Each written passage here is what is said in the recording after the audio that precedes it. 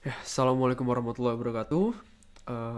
Pada kesempatan kali ini, saya akan menyampaikan presentasi mengenai studi value engineering pada proyek Southwest Regional Water Supply.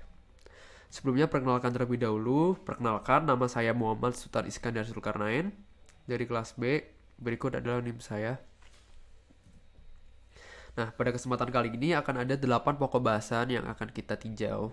Yang pertama, ada ringkasan bisnis plan. Yang kedua adalah pengenalan mengenai proyek ini. Lalu yang ketiga ada proposalnya. Yang keempat ada rekomendasi tambahan. Yang kelima ada ide-ide yang sudah dianalisis tetapi masih belum diusulkan. Lalu yang keenam ada diagram fase-nya. Yang ketujuh ada ide-ide brainstorming yang sudah dilakukan oleh tim VE. Lalu yang kedelapan ada review board decisions.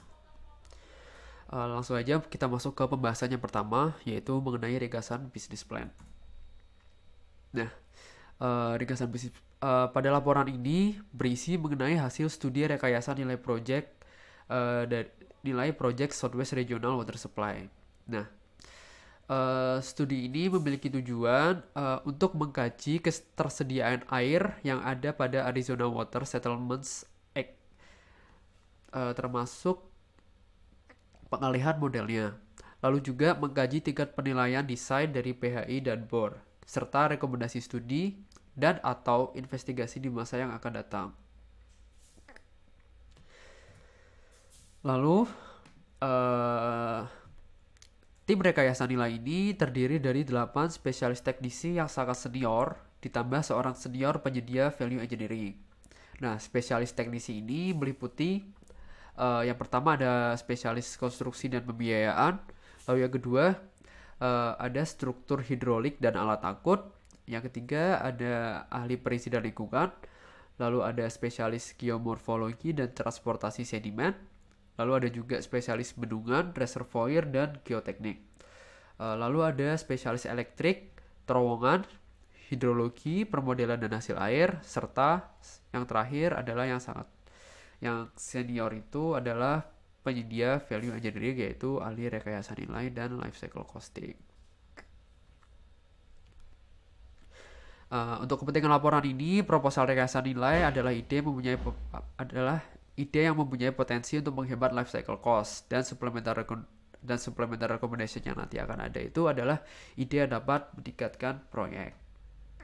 Nah, lalu pembahasan kedua yaitu pengenalan proyeknya.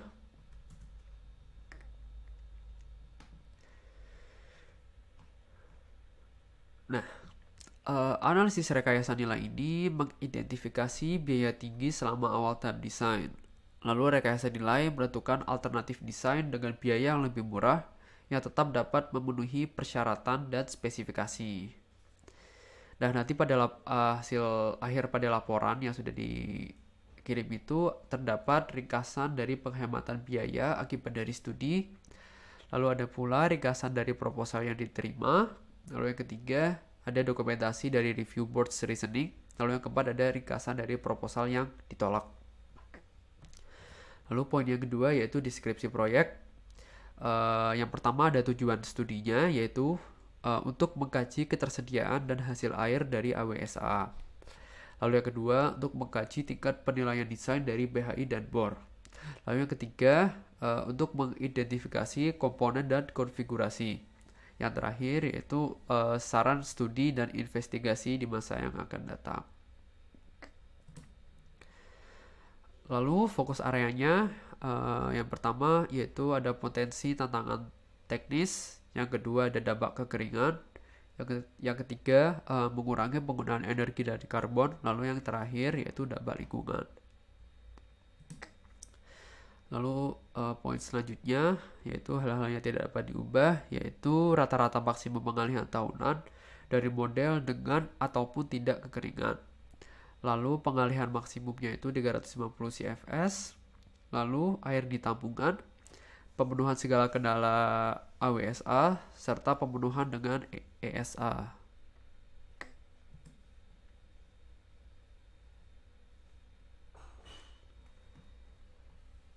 Lalu poin yang keempat, hal-hal lain-lain yaitu tim VE tidak meninjau keterlibatan pihak berwajib dari proyek ini. Tim VE juga tidak meninjau perkiraan biaya dari desain sekarang.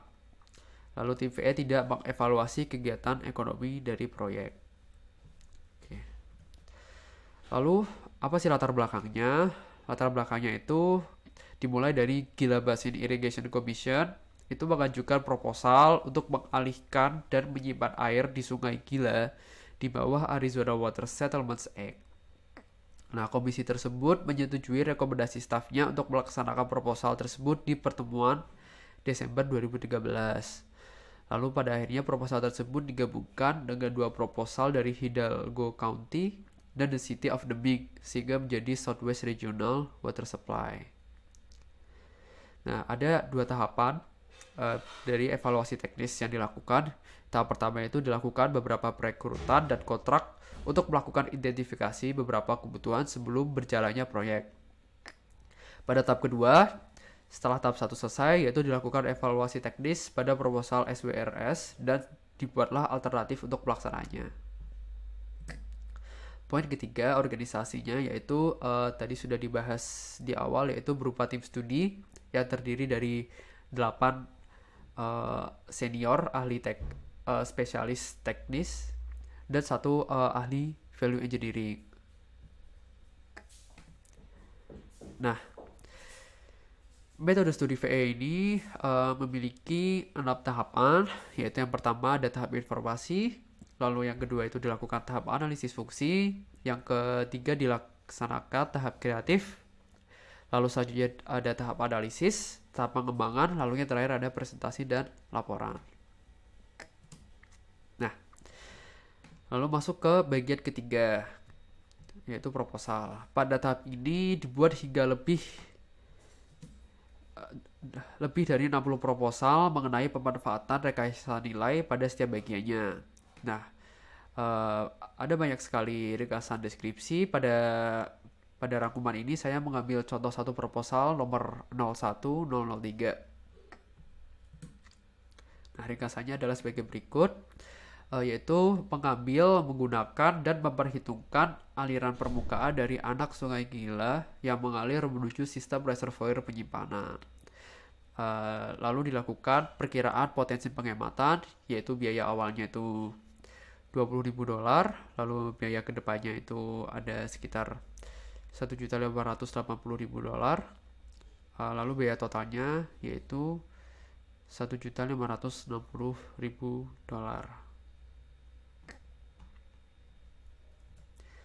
Nah, lalu ada konsep alternatifnya, yaitu memiliki keuntungan. Yang pertama yaitu optimasi proyek untuk segala kemungkinan aliran termasuk anak sungai yang sudah dijelaskan pada perencanaan proposal. Lalu yang kedua, menyediakan sumber air. Lalu yang ketiga, menyediakan kesempatan untuk melestarikan aliran bypass. Nah, berikut adalah kalkulasinya.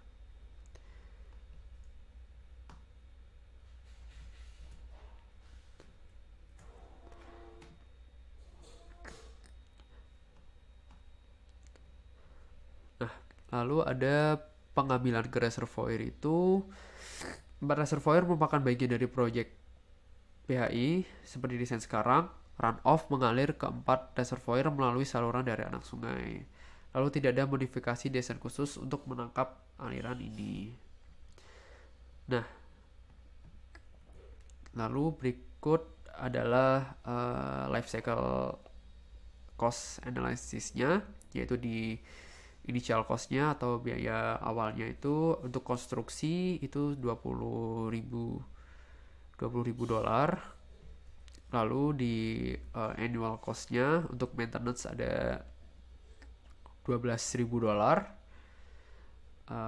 Dan untuk water savings-nya itu $150.000. Jadi subtotal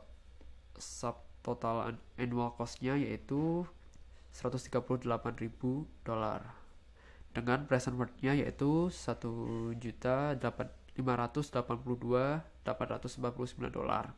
Sehingga kalau kita jumlahkan dengan tadi initial cost-nya, diperoleh net present value-nya yaitu $1.562.849. Nah, lalu bagian keempat ada rekomendasi tambahan. Nah, ide ini dihasilkan oleh tim VE untuk menawarkan peningkatan, namun faktor ekonominya belum dipertimbangkan sehingga bisa jadi ide ini tidak dapat dilaksanakan karena masih kurangnya informasi. Ini merupakan ide-ide yang sudah ditawarkan oleh tim-tim VE tersebut, tapi masih belum tentu akan dilaksanakan. Nah, sebagai contohnya, saya mengambil rekomendasi tambahan nomor 164. Itu mengenai ketersediaan air AWSA. Mengenai ringkasan deskripsinya yaitu mengkaji dan mengevaluasi pengalihan air dan hasil proyek. Nah, keuntungan dari alternatifnya itu yaitu akan memberikan estimasi hasil proyek, lalu akan memfasilitasi pemahaman tentang bagaimana air dialirkan, disimpan, dan digunakan, serta akan memfasilitasi optimasi dari reservoir dan fasilitas transport.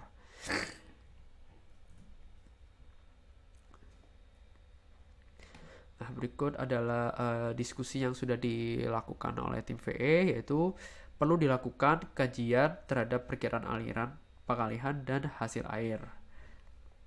Pemeriksaan terhadap ketinggian suplai air diselesaikan oleh tim value engineering. Nah, pada kalkulasinya itu dilakukan kalkulasi pada perhitungan aliran yang dapat dialihkan. Aliran yang dapat dialihkan itu adalah jumlah air yang dapat dialihkan oleh proyek dari Sungai Gila ini. Lalu model spreadsheet ISC menyediakan perhitungan dari aliran yang dapat dialihkan ini yang memadai untuk kepentingan suplai air. Berikut adalah rataan tahunan dari aliran yang dapat dialihkan diperhitungkan berasal dari spreadsheet value engineering. Perhitungan ini mirip dan dapat dipertimbangkan dan berisi 1150 CFS winter bypass. Yaitu yang pertama ada dari ISC spreadsheetnya yaitu 12.225 EF per tahun, lalu TNC-nya yaitu 12.038 EF per tahunnya. Nah, lalu air ini tersedia untuk pengalihan setiap tahunnya. Bagaimanapun, perlu dicatat bahwa ketersediaan air sangat bervariasi dan sedikit atau tanpa air tersedia untuk pengalihan kondisi arus rendah yang dapat bertambah untuk beberapa tahun. Lalu contoh yang kedua yaitu rekomendasi nilai tambah nomor 1, 12. Yaitu mengenai mengimplementasikan rencana pengembangan proyek bertahap yang menyediakan pengalihan gila dan tingkat penyimpanan awal. Dipilih dan didesain untuk memfasilitasi desain dan konstruksi bertahap yang didasarkan pada pasokan yang dioptimalkan terhadap permintaan saat ini. Nah, lalu ini keuntungan dari alternatif konsepnya yaitu yang pertama menunda biaya modal awal, yang kedua itu menyediakan pelajaran dari sistem dan evaluasi operasi sebelumnya untuk penyelesaian dari sistem. Lalu bisa menyediakan untuk pengalihan awal daripada di bawah rencana penuh proyek pengembangan. Berikut adalah keuntungan dari konsep aslinya, yaitu memperbolehkan pemanfaatan awal proyek, memperbolehkan kapasitas awal maksimum. Yang ketiga, menyebarkan biaya dari pemenuhan lingkungan kepada semua komponen dan tidak membebani awal proyek. Lalu resikonya dari pemanfaatan konsep alternatif tadi itu adalah sistem operasi awal tidak sepenuhnya memanfaatkan aliran AWSA. Lalu konstruksi ke depan atau biaya pengembangannya. Terus yang ketiga, sistem operasi awal membuktikan sebab baru yang mengancam pengembangan di tahap akhir. Lalu selanjutnya kita bisa masuk ke pembahasan yang kelima, yaitu mengenai ide analisis tetapi belum diusulkan. Sebagai contoh lagi, saya mengambil ide nomor 1 strip 001. Idenya yaitu mengenai membangun terowongan-terowongan dari spar ke reservoir pump.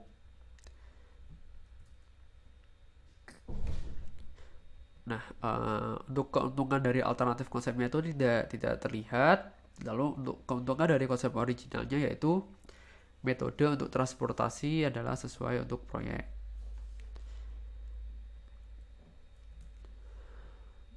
Nah, diskusinya itu yang dilakukan oleh tim V ini menghasilkan transportasi antara saluran keluar SPAR dan saluran masuk POP didesain sebagai bagian dari saluran pipa.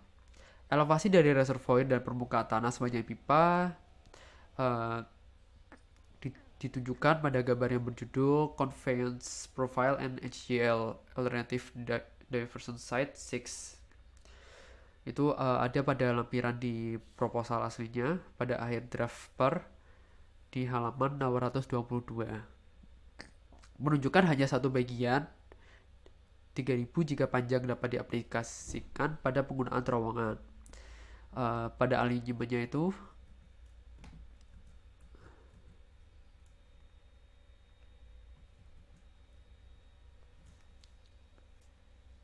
pada alignmentnya terlihat peningkatan biaya dari $471 per itu untuk terowongan tidak memenuhi ekonomi. Alignment lainnya untuk saluran pipa ke terowongan juga tidak ekonomis. Lalu ide nomor satu yang kedua, poin keduanya yaitu mengenai memindahkan pengalihan lebih jauh ke hulu untuk meningkatkan hydraulic head yang ada. Keuntungan dari alternatif konsepnya yaitu yang pertama menyediakan kemampuan untuk meningkatkan WSEL di reservoir SPAR dari EI 4713 ke 4760. Lalu yang kedua memberikan banyak tambungan oleh gravitasi di reservoir SPAR dari 1642 AC feet to 5290 AC feet. Yang ketiga, mengurangi pumping di head jika stasiun pompa terletak di reservoir SPA. Lalu, keuntungan dari konsep original yaitu transportasi terowongan yang lebih singkat antara pengalihan dan SPAR. Serta resikonya adalah alignment pipa lebih panjang dapat berdampak pada perizinan dan operasinya. Berikut adalah diskusinya. Yaitu konsepnya itu adalah untuk menginjeksi air ke akuifer cekungan samping Sungai Gila menggunakan akuifer untuk mengirim air dan kemudian menambahkan tambahan sumur ke sekitar Wellfit Frank untuk mengekstrak air dan menggunakannya di cekungan Mimbres. Nah, elevasi dari air tanah di dekat Sungai Gila itu sekitar 4.500 feet. Pada bagian timur air tanah itu di dekat perbatasan kontinental dekat Wellfit Frank adalah sekitar 5.600 feet. Apabila air terinjeksi di bagian barat cekungan Gila menuju Sungai Gila, maka air yang terinjeksi tadi akan kembali ke titik awal dia dipindahkan. Kita perlu mengantarkan air setidaknya 5.650 EI untuk mendapatkan aliran ke timur. Meskipun jika air diinjeksikan pada 5.650 EI, beberapa air akan mengalir kembali ke Sungai Gila. Nah, elevasi air tanah pada perpotongan itu hanya sebesar 600 kaki di bawah permukaan tanah.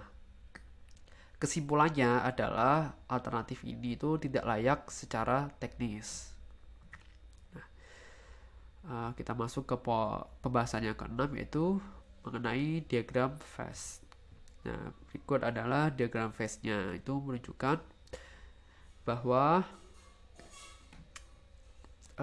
highest order function-nya itu adalah pelayanan penyediaan terhadap generasi kedepannya. Lalu ada basic function-nya yaitu untuk utilize resource, lalu untuk memperoleh air, untuk mengalirkan air. Jadi ini adalah diagram phase-nya yang sudah dibuat oleh tim value engineering tersebut. Oke, lalu pembahasan ke-7 yaitu ide dari brainstorming. Jadi terdapat banyak sekali ide-ide yang sudah didiskusikan oleh tim-tim dari tim VE tersebut. Itu menghasilkan banyak sekali ide-ide. Yes, berikut adalah ide-idenya, yaitu tadi beberapa sudah kita bahas di atas. Itu ada yang ide nomor 1 itu tadi sudah kita bahas, sama ide nomor 1, 2. Nah, berikut adalah ide-idenya.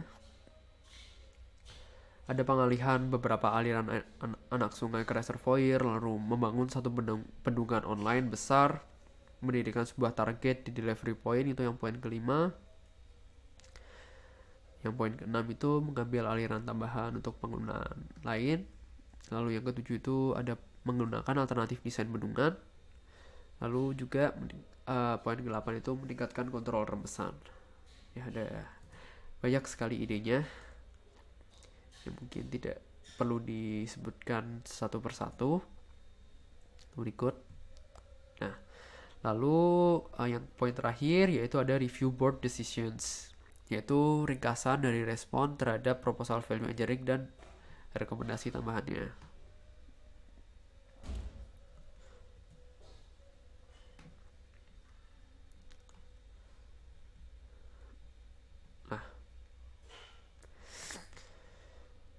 Berikut adalah review board decision yang diperoleh. Ada banyak juga.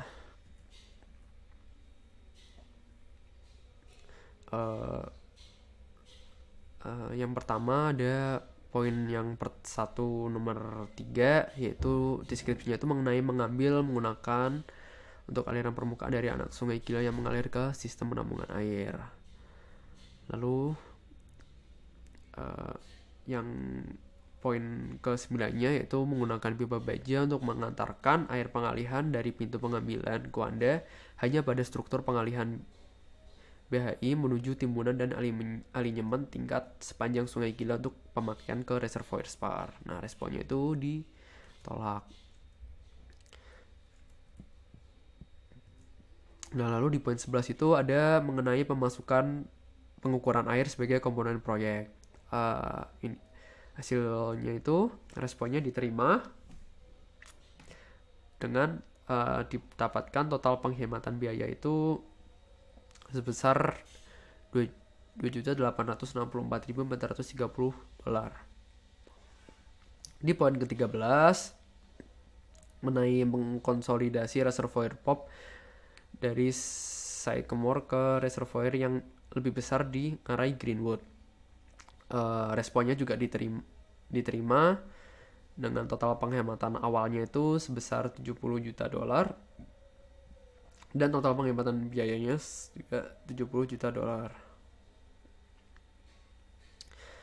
Lalu yang di poin ke-14 yaitu mengenai menghilangkan reservoir wind dan menambah reservoir kedua dengan SPAR. Responnya juga diterima.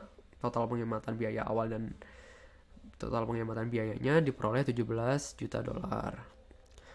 Lalu yang poin ke-15 itu mengenai mengoptimalkan angka yang diperlukan dan besaran stasiun pompa untuk pengantaran aliran demi.